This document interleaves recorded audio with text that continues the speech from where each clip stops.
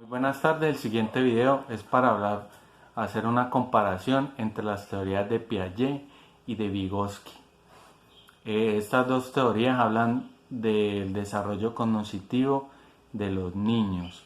Piaget nos habla de su teoría haciendo una división en esquemas. Estos esquemas tienen unos principios y también nos habla de unos estadios.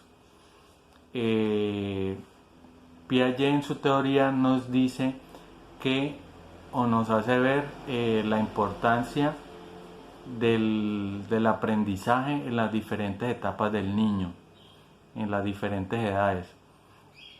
Los esquemas tienen que ver con el conocimiento o el aprendizaje que se le da al niño, que nosotros como docentes o como adultos le damos al niño. Él con esa información hace un esquema. Si nosotros le damos otra información que es similar a ese esquema, entonces él lo relaciona y lo encaja en ese esquema, lo guarda en ese esquema. Allí entrarían pues los dos principios que son de la asimilación y la acomodación. Voy a dar un claro ejemplo para que podamos entender mejor estos esquemas y estos principios. Por ejemplo, nosotros le damos una información al niño mostrándole una imagen de un caballo. Entonces él con esta información va a crear un esquema. Si nosotros con el pasar del tiempo le mostramos una imagen de un burro, entonces él lo va a asimilar con ese esquema que ya tenía creado, con ese anterior esquema, y va a decir que es un caballo con orejas grandes. Pero nosotros como docentes le vamos a decir que no es un caballo con orejas grandes, sino que es un burro. Entonces él va a encajar esa información en ese esquema que ya tenía creado. Pero si por el contrario nosotros le damos una información de una gallina, entonces él va a asimilar o a relacionar esa información y va a ver que no se parecen en nada, que está muy lejos esas dos imágenes. Entonces allí es donde entra el principio de la acomodación y va a crear otro esquema con esa información nueva que le acabamos de dar. Entonces es allí donde entra pues el principio de la acomodación.